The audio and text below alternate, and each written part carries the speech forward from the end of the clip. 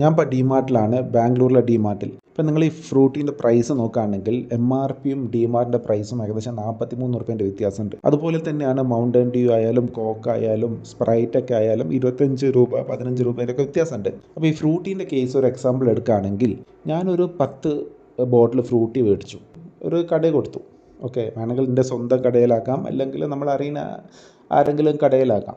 അങ്ങനെ നോക്കുകയാണെങ്കിൽ ഒറ്റയടിക്ക് നമുക്കൊരു 430 റുപ്യ ലാഭം കിട്ടും. പക്ഷേ നമുക്ക് അങ്ങനെ ചെയ്യാൻ പറ്റില്ല. അതിനുള്ള കാരണം എന്താ? നിങ്ങൾ പറയൂ കമൻറ്റ് ബോക്സിൽ. അതിനുള്ള റീസൺ.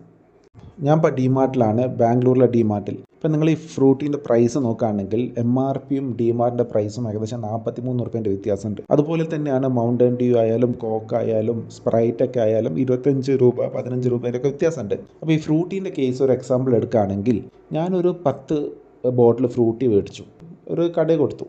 ഓക്കെ, വേണമെങ്കിൽ എൻ്റെ സ്വന്തം കടയിലാക്കാം, അല്ലെങ്കിൽ നമ്മൾ അറിയുന്ന ആരെങ്കിലും കടയിലാക്കാം.